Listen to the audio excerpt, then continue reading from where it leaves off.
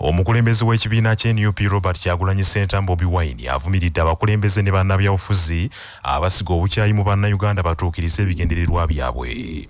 Kyagulanyi ssentamu agambye nti bannabyabufuzi abamu bakozesezza okufa kwe yali sipiika Parliament Lokolijje ku Oulanyah ne bassawo oluwonko olw'amaanyi wakati w'Abaganda n'Abakyoli.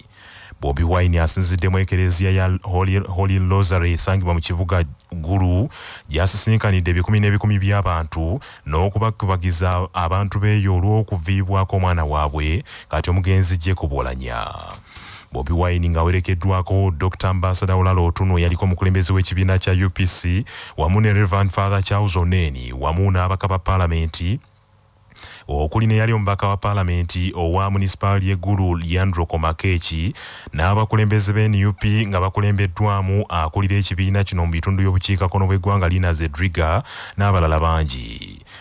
Kyagulanyi ng'avudde eno waakwolekera mu kitundu eky'Elalogi mu ggombolola y'Elalogi mu disitulikiti y'Omoro okukungubagana abantu beeyo olw'okuviibwako yali sipiika Paalamenti gye ku Oulanyah eyaziikibwa ku Friday wedde. Mu misa esooseewo olwaleero omubaka wa Paalamenti owa Gulu City West Charles Onen asoose kusaba Kyagulanyi nti yeetondera abantu b'omwakyoli olw'ebigambo ebyayogerwa bannakibiina ky'NUP abamu ku bo mu bitundu by'omu Amerika nga bano baali beemulugunya olwa sipiika wa Paalamenti Lokolijje ku Oulanyah okutwalibwa okujjanjabirwa mu kibuga Seattle ekya Amerika.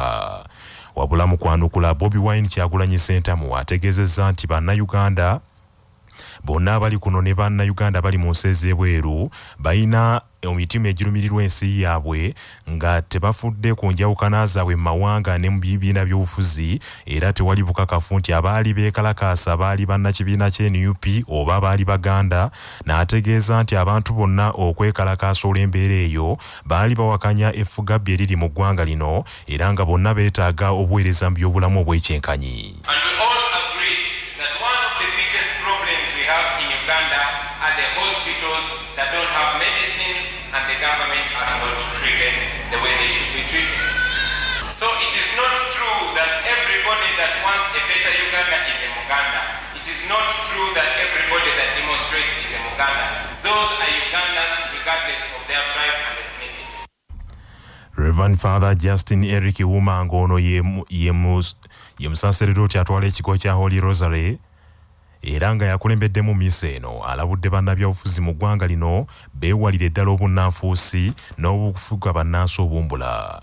Let us live above suspicion and let us stand for the truth and the truth will set us free. Some of the things said and done that are not in line with unity and the good of this country, let us reject them. Let us correct them. Let us not live a life of hypocrisy. Omusumba w'Abadiventi yawumula George William Kambugu afalaaside bannamawulire okulwanyisa amawulire amakyamu agongedde okwefuga emitimbagano agatuuse n'okukutula abantu emitima. Omusumba Kambugu nga ye mulabirizi yasooka wa West Buganda Field yasinzidde mu kanisa y'Abadiventi enajja n'akumbi mu Kampala mu kusinziza okwetabiddwamu bannamawulire Abadiventi mu kibiina ekya Adventist Media Association n'agamba nti omulimu gw'amawulire gwonoonese nnyo mu kyasa kino olw'abantu abeerimbika mulimu ogwo. Mu kubuulira kwe omusumba Kambugu yagambye nti empuliziganya buli lwefunamu enkenyera amaka gasobola okwonooneka ekkanisa n'eggwanga bisobola okutabanguka kwe kusaba bannamawulire Abadiventi babeere omumuli.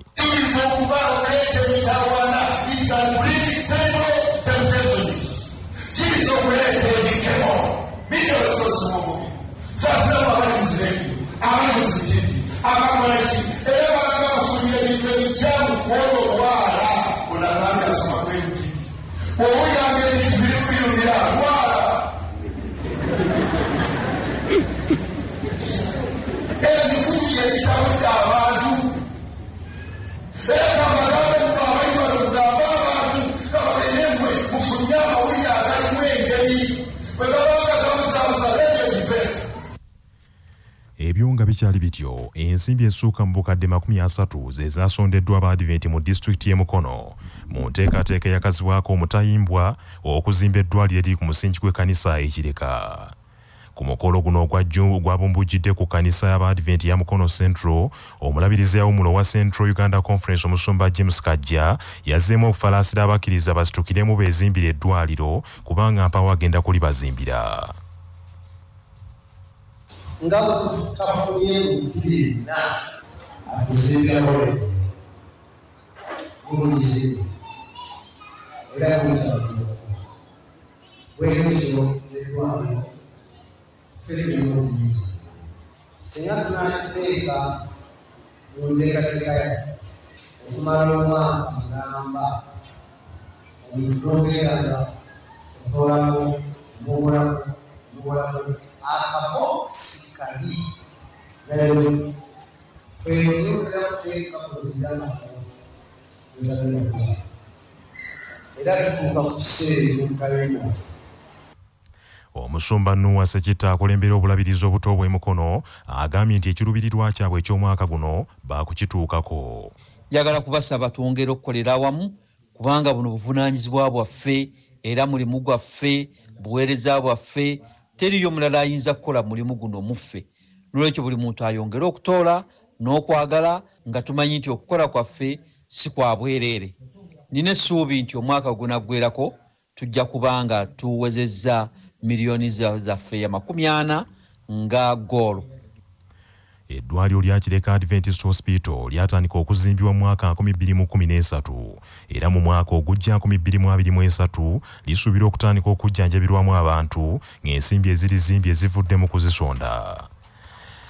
Nnyini ntebe w'ekibiina ekitaba abasuubuzi ekya United Arcaders Traders Entrepreneurs Association Uganda Ntale Edward agugumbudde bekikwatako mu KCCA olw'obutayamba nga abasuubuzi emaali yaabwe etokomokedde mu nnabbambula w'omuliro akwata ebizimbe mu kibuga kyokka ng'ate be bakakasa pulaani ez'ebizimbe bino. Omusasi waffe John Musisiika atuwa ebisingawo. Ntale Edward agamba bo ng'abasuubuzi abakolera mu bizimbe by'ekibuga Kampala bakooye emaali yaabwe okubeera ng'etokomokera muliro entakera naye nga bekikwatako mu KCCA tebabayamba kyokka ng'ate babawoozaamu omusolo omuyitirivu era nga kino kiviirako abasuubuzi bangi nnyo abaali beekozesa okudda mu byalo ne bafuuka abasabiriza. Ntale ayongerako nti KCCA n'olukiiko lwayo olukugu olukubirwa pulaani bandizzeemu ne batuula ne bateekateeka bupya ne balaba ng'ebizimbe byonna eby'ebyobusuubuzi biri mu kibuga Kampala bikubibwamu pulaani ne biteekebwamu amakubo amangungu. Abasuubuzi ne bakumanga okufiirwa entakera olw'omuliro ogutokomose emaali yaabwe. Kubanga Kampala Capital City Authority bapprovinga pulaani z'ebizimbe naye ebizimbe byaffe byonna tekuliiko emergency esobola zikiza muliro naddala nga payipu ez'oku kkubo eziteekebwako okulabika nti tusobola okutaasa emaali yaffe nga in case tufunye omuliro. Fire extinguisher bwe bateekamu mu kizimbe kiramba Arcade namba okisanga ina fire extinguisher 2 ate bwe gukwata nazo zikwatiramu omuliro. CBS FM leediyo y'obujjajja bwegezezzaako okutuukirira omwogezi wa KCCA Bukirwa Juliet Muwanguzi okubaako ne kyatangaaza ku nsonga eno essimu ze zonna ez'omu ngalo ezimanyiddwa tewabadde azikwata. Ku lwa CBS FM leediyo y'obujjajja 88 Singika Nnanda gwe Musisi John wano mu Kampala. Manya obuvuna obuddo obw'eddembe lyo tonyigirizibwa ddembe lyo ery'obwebange. Singa osangibwa n'ebintu ebiyambisibwa mu by'obulogo oba ozizza omusango nga munnamateeka Kasimu Ssekalema bw'annyonnyola. Era omuntu oyo singa asangibwa n'ebintu ebyo n'atasobola kukakasa ababuyinza nti abina lwakubanga abyeyambisa mu magezi ag'ebyekikugu mu saayansi aba azizza musango era n'amala avunaano ne gumukka mu vvi asobola okusibwa ebbanga eritasuka myaka 5. Etteeka likiteeka ku muwabi wa gavumenti okukakasa nti ebintu oyo byasangiddwa nabyo bimanyiddwa mu lwatu nti ebiseera ebisinga byeyambisibwa mu kubeera nga biyimizaawo obusawuzi era singa akakasa kooti nti omuntu eyakwatibwa nabyo yabikwatibwa nabyo nga ekigendera kya kubeera nga beeyambisa okubeera nga aloga kiba kimala okukakasa kooti nti tewali nsonga yonna lwaki omuntu oyo ayina ebintu ebyo wabula okujjako kubanga ali agenda byeyambisa mu kuloga. Abantu 11 abagambibwa nti bakalamojjo abanyazi b'ente be battiddwa mu bbanga lya ssabbiiti emu eyise mu bikwekweto bikoleddwa eggye lya UPDF ne poliisi mu kujja emmundu mu bantu mu bbendobendo ly'e Kalamojja. Ekyama kino kibiikuddwa Michael Longola ayogerera poliisi mu bbendobendo ly'e Kalamojja. Ono ategeezezza nti ebitongole by'ebyokwerinda era bizudde emmundu 9 okuva mu bantu abo, amasasi 113 era nga n'abantu 5 abagambibwa nti nga n'abanyazi b'ente bano bassa abantu ba bulijjo 15 mu kulwanagana n'ab'ebyokwerinda. Ono era ategeezezza nti bazudde ente 714, embuzi 267 ate nga n'abanyazi b'ente 45 bakwatiddwa ab'ebyokwerinda era basuubirwa okusimbibwa mu kkooti essaawa yonna bavunaanibwe. Longola ategeezezza nti banunudde emmundu 21 wamu n'amasasi 2276 byonna omugatto okuva ng'ennaku z'omwezi 17 Julayi omwaka ogwedde lwe baatandika ebikwekweto eby'okujja emmundu ku bantu. Ssaabalabirizi w'ekkanisa ya Uganda kitaffe mu Katonda Dr. Samuel Steven Kazimba Mugalu afalaaside bannayuganda okwongera okwettanira okukola ebintu ebyekisa naddala mu kiseera kino ng'ekisiibo kisemberera okuggwaako. Ssaabalabirizi Kazimba Mugalu era mwennyamivu olw'ebikolwa eby'obukambwe ebizzeemu mu ggwanga lino naddala abatema abantu n'ebijambiya n'ebirala. Asinzidde mu kusaba okwenjawulo mu maka g'obwasaabalabirizi Namirembe mu Kampala mu kukuza olunaku olw'okunyeenya amatabi n'agamba nti ke kaseera abantu okwekuba mu kifuba ku bikolwa byabwe. Abantu atabamu baddamu nga balina ebirowoozo ebibi kubanga bayimba ozaana munaku mbale bebamukwata ne bamukomera ne bamutta. Kikyenda bawano omuntu teyeesigika. Omuntu akuwaana wano awamaanyi gwe wekkaggwaliwo we takuliiko kaakati. Omuntu bw'afa abantu bamwogerako bulungi nabadde tebamwagala. Kati buli omwolanyi abadde amwogerako kamala bulungi nange nakiteedde mulimu abatu bamwagala. Gwe munnanga ndaba wano oyinza okulowooza buli omwagamba nti oli wakitala akwagala wa teri. Endwadde z'emitima ezongedde okuzuulibwa mu baana ziraliikiriza abakugu. Omusasi waffe Joel Dungu Davis katuwa ebisingawo. Dr. Charles Olalo akola eby'obujjanjabi bisookerwako minisitule y'ebyobulamu agamba nti abaana basoba mu 1,000 buli mwaka mu Uganda be bazaalibwa nga balina obuzibu bw'endwadde ey'omutima. Dr. ono agamba nti ku baana abaana ebitundu 5 ku buli 100 abasinga tebaweza na mwezi mulamba nga bakazaalibwa. Bino abyogeredde ku Baguma Restaurant mu kibuga Kampala, ekibiina ekya Indian Association Uganda ne Bannarotary lwe basazeewo okutwala abamu ku baana balina endwadde z'emitima mu ggwanga erya Buyindi okwongera okufuna obujjanjabi. Dr. Lara agamba nti ekizibu ekisinga abazadde bafuna endwadde ez'enjawulo nga bali mbuto, abamu bafuna rubera, abalala bafuna endwadde endala naye ate ne bataddukira mu malwaliro nga bukyali. As the communicable diseases are coming down, one of the major aspect which is going to be able to, as a major cause of child mortality, is going to be congenital heart diseases as a major contributor. John Magezi Ndamira, District Governor wa Rotary mu Uganda, agamba nti okuva President wabwe ow'ensi yonna lwe yajja mu Uganda yaleka yeeyamya ebintu eby'enjawulo era nga yeeyamya okusasulira abaana 10 obujjanjabi mu India obw'obwereere. Baasuubiza okuzimba blood bank 2, eddwaliro erijjanjaba amaaso n'okubazimbira amasomero era ng'eno yemu ku nteekateeka etandikiddwako. Atubulidde nti sabbiiti ewedde batwala abaana 3, sabbiiti eno batwala abaana 6. Kati system tugenze nga tugitereza tujja kubanga tusindika abaana nga 10 oba 15 buli mwezi okutuuka abaana 10 bwe banagwayo. Already tulina list nene kubanga abaana bangi abalina obuzibu bw'emitima. Abamu ku bazadde b'abaana betwogeddeko nabo batubulidde embeera gye babadde bayitamu nga balina abaana baabwe. Nga walidia tugenda India kulongoosa mwana ono. Omwana yalwala mutima. Obulwadde bw'omutima si bwangu ng'omuntu bw'ayinza okirowooza. Tuse mu kusoomoozebwa okungi ennyo. Mulwadde wa mutima, omutima gwe guliko ebituli 2, abasawo bagamba binene.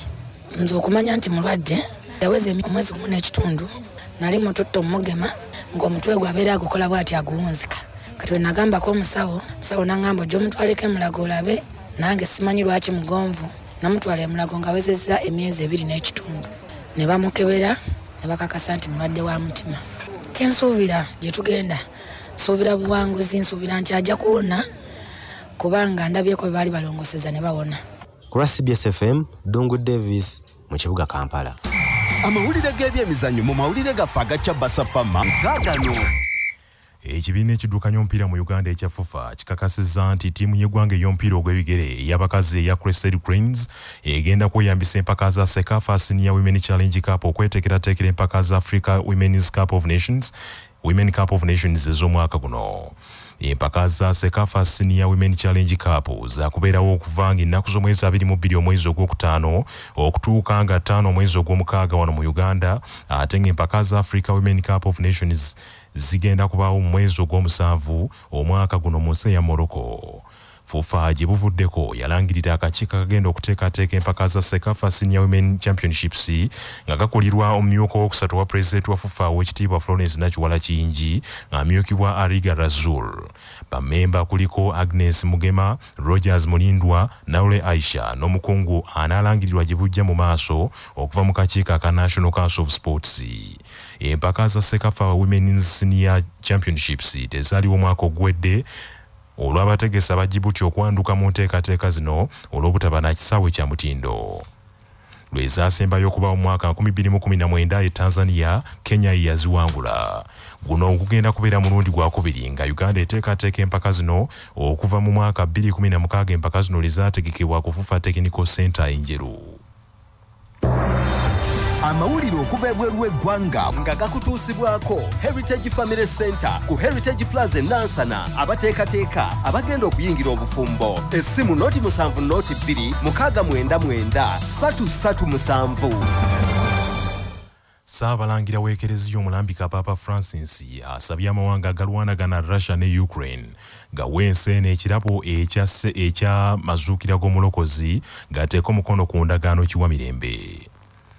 Papa Francis mu bubaka bw'eri 10,000 z'abantu abakuŋŋaanidde mu kibangirizi kya St. Peter's Square Vatican mu misa ey'okujaguza olunaku olw'okunyenya amatabi agambye nti ensi yonna erindiridde endagaano kiwa mirembe eneekomya olutalo wakati wa Russia ne Ukraine.